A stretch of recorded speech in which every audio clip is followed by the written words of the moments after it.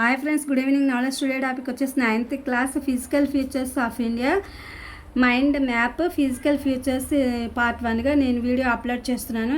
First నేను ఎందుకు upload చేస్తున్నానంటే మైండ్ మ్యాప్స్ అనేవి ఇవి గనక తెలిస్తే లెసన్లో అసలు ఏమున్నాయి, what about in this lesson points అనేవి అర్థమవుతాయని నేను ఈ వీడియో అప్లోడ్ చేస్తున్నాను. ప్రతి లెసన్కి బయాలజీ కానీ కెమిస్ట్రీ కానీ ఫిజిక్స్ ఏదైనా సరే ఇది గమనించగలరు. Let's start the topic. The Himalayas, Himadri, Himachal, Shivalik. The Northern Plains, Bhabar, Terrain, Bangar, Kadar. The Peninsular Plate, Deccan, Bundelkhand, Baghelkhand. The Indian deserts, the coastal plains, eastern and western plains. The islands, Andaman and Nicobar, Lakshadweep. This is the man map in physical features of India. In this lesson, learning outcomes.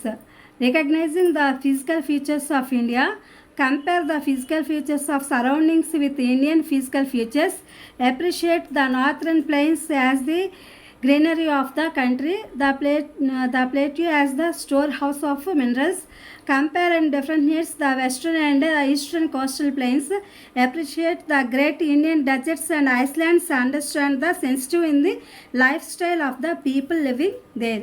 ఇది friends ఇంగ్లీష్కి సంబంధించినటువంటి version. Telugu సంబంధించింది ఇప్పుడు చూద్దాము. Indian physical features అంటే భారతదేశ భూభాగాన్ని ఏర్పరిచేటటువంటివి ఏంటంటే పర్వతాలు, మైదానాలు, పీఠభూములు, తీర ప్రాంత మైదానాలు, దీవులు వంటి భౌగోళిక స్వరూపాలు. ఈ లక్షణాలు భారతదేశంలో పైవన్నీ కలిగి ఉన్నాయి కాబట్టి దీన్ని మనము ఇండియన్ ఫిజికల్ ఫీచర్స్ అని చెప్తున్నాము. దీన్ని హిమాలయ పర్వతాలు ఫస్ట్ ఏంటంటే మనకి ద హిమాలయాస్ అని ఇచ్చారు కాబట్టి దీని అర్థం ఏంటంటే హిమాలయ పర్వతాలు. ఈ పదం అనేది సంస్కృతంలో దీని పదము ఉద్భవించింది. హిమం అనే దాని నుంచి, హిమం అంటే మంచు కురవడం అనే అర్థము. ఇందులో మనం హిమాద్రి గురించి ఫస్ట్ తెలుసుకుందాము. హిమాద్రి అంటే ఇది గ్రేట్ హిమాలయాల్లో అత్యున్నత హిమాలయాలుగా కూడా ప్రసిద్ధి చెందింది. హిమాలయ శ్రేణిలో ఇది అత్యంత ఎత్తైనవి, మరి ఉత్తరాన ఉన్నాయన్నమాట ఈ హిమాద్రి అనేది. తర్వాత హిమాచల్ అంటే దీన్ని నిమ్న హిమాలయాలు అంటే తక్కువ హిమాలయాలు అంటారు. ఇవి హిమాద్రి శ్రేణికి దక్షిణాన మధ్య ప్రాంతంలో ఉన్నాయి ఈ హిమాచల్ అనేవి. శివాలిక్ దీని బాహ్య హిమాలయాలని కూడా అంటారు. ఇవేంటంటే ఇది పర్వతాల దక్షిణ ప్రాంతంలో ఉన్న శ్రేణి ఇది, మరియు సంస్కృతంలో శివునికి చెందింది కాబట్టి దీన్ని శివాలిక్ అని దీనికి అర్థం అనమాట. దీనికి ఆ పేరు వచ్చింది. నెక్స్ట్ వచ్చేసి ఉత్తర మైదానాలు. ఇక్కడ the northern plains, Bhabar, Terai, Bangar, Khadar అని ఉన్నాయి కదా. ఈ మైదానాలు హిమాలయాలకు దక్షిణంగా భారతదేశంలో ఒక ముఖ్యమైనటువంటి భౌతిక విభజన చెందినవి. ఇవి సింధు, గంగా, బ్రహ్మపుత్ర నదులచే నిక్షేపించబడినటువంటి ఒండ్రుమట్టితో ఏర్పడినటువంటివి అనమాట. ఇవి మామూలుగా ఏంటంటే అత్యంత సారవంతమైనవి. వీటికి ఇండో గంగా మైదానాలని కూడా పేరు ఉంది వీటికి. అలాగే బాబర్ అంటే ఏంటంటే గులకరాళ్లతో కూడుకున్నటువంటి పర్వత పాద పీఠభూమి ఇది.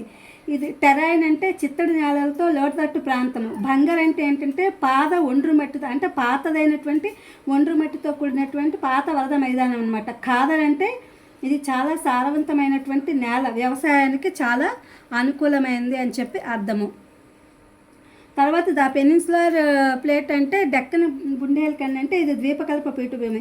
ఇది భారతదేశానికి దక్షిణాన ఉన్న పీఠభూముల్ని సూచిస్తుంది. ఇది లేదా దక్కన్ పీఠభూమి అంటారు. ఇది ఎక్కువగా రాళ్లతో కూడుకొని ఉంటుందన్నమాట. ఇది అప్పుడు ఇదేమైందంటే ఇది వాటి యొక్క భూమి నుండి యొక్క పురాతన భూభాగంలో ఒక భాగంగా ఏర్పడింది ఈ డక్కన్ పీఠభూమి అనేది. ఇది గోదావరి, కృష్ణ, కావేరి వంటి నదుల ఈ పీఠభూమి నుండి ప్రవహిస్తాయన్నమాట. ఇవన్నీ కూడా ద్వీపకల్ప పీఠభూమిలో ప్రధాన పీఠభూములు మార్వారు, అప్లాండ్, సెంట్రల్ హైలాండ్స్ అంటే మధ్యప్రదేశ్ భారత ఉత్తరాన ఉన్నవి. బుందేల్ఖండ్ అంటే అప్లాండ్, మాల్వా అని అంటారనమాట. ఇది దీనికి సంబంధించినటువంటి. తర్వాత ఇండియన్ డెజర్ట్స్ అంటే థార్ ఎడారి. ఇది భారతదేశ ఉపఖండంలో వాయువ్య భూభాగంలో ఉన్నటువంటి ఒక శుష్క ప్రాంతము. భారతదేశం మరియు పాకిస్తాన్లో ఇది విస్తరించి ఉంది ఈ థార్ ఎడారి అనేది. The coastal plains, eastern and western coastal plains అని అంటే కోస్తా తీర మైదానాలు అని పిలుస్తారు. ఇవి సముద్ర తీరానికి దగ్గరగా ఉన్న భూభాగాన్ని సూచిస్తాయి. ఈ కోస్టల్స్ అంటే తూర్పు తీర మైదానాలు మరియు పశ్చిమ తీర మైదానాలు అని ఉన్నాయి. బంగాళాఖాతానికి మరియు తూర్పు కనుమల మధ్య ఉన్న మైదానాల్ని తూర్పు తీర మైదానాలు అంటారు. పశ్చిమ తీర మైదానాలు ఏంటంటే అరేబియా సముద్రానికి మరియు పశ్చిమ కనుమల మధ్యగా ఉన్న వాటిని పశ్చిమ తీర మైదానాలు అంటారు. నెక్స్ట్ వచ్చి the islands, Andaman and Nicobar Lakshadweeps అనమాట. చుట్టూ ఉన్నటువంటి భూభాగం లేదా భూమి దీనిని సూచిస్తుంది. భారతదేశానికి చెందిన 2 కేంద్రపాలిత ప్రాంతాలు అనమాట. ఇవి ద్వీపాల సమూహము. అండమాన్ అనేది హిందూ దేవుడి పేరు హనుమాన్ పేరు మీద వచ్చింది. నికోబార్ అనేది కొందరు నగ్న మరియు భార్ అనే మలాయ్ వంటి పదాల నుండి వచ్చింది అని నమ్ముతారు. లక్షద్వీప్ అంటే లక్ష ద్వీపాలు అని అర్థము. బంగాళాఖాతంలో ఉన్న ద్వీపాల సమూహం 300 కంటే ఎక్కువగా ద్వీపాలను కలిగి ఉందన్నమాట బంగాళాఖాతంలో. ఇదే లక్షద్వీప్ అంటే లక్ష ద్వీపాలు అంటే 36 ద్వీపాలు 36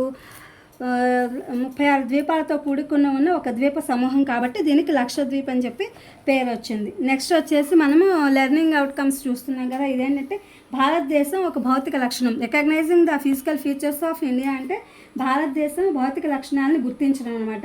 నెక్స్ట్ వచ్చేసి compare the physical features surroundings అంటే భారతదేశం భౌతిక లక్షణాలు గుర్తించడం ఒకటి, పరిసరాల భౌతిక లక్షణాలు భారతీయ భౌతిక లక్షణాలతో పోల్చడం అని అర్థం. భారతదేశంలో మిగతా భౌతిక పరిసరాలు వాటితో లక్షణాలతో ఉన్నటువంటి వాటిని పోల్చడం అని అర్థము. ఉత్తర మైదానాలు దేశ ధాన్యాగారంగా పీఠభూములుగా ఖనిజాలుగా అభివర్ణిస్తూ ఉంటుందన్నమాట. ఇది భారతదేశానికి. అప్రిషియేట్ ద నార్థరన్ ప్లెయిన్స్ అంటే ఉత్తర తీర మైదానాలు అన్నమాట. ఇవన్నీ చాలా సారవంతమైనవి, ధాన్యాగారాలుగా పిలువబడుతుంది. ఎక్కువ ఆకుపచ్చదనంతో ఉంటాయి.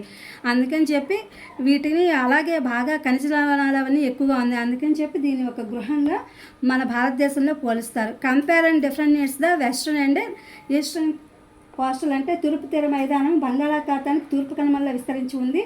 ఇవి వెడల్పుగా విశాలంగా ఉండే అనేక డెల్టా ప్రాంతాలను కలిగి ఉంటుంది తూర్పు తీర మైదానం. పశ్చిమ తీర మైదానం ఏమో అరేబియా సముద్రం పశ్చిమ కనుమల మధ్య విస్తరించి ఉంది.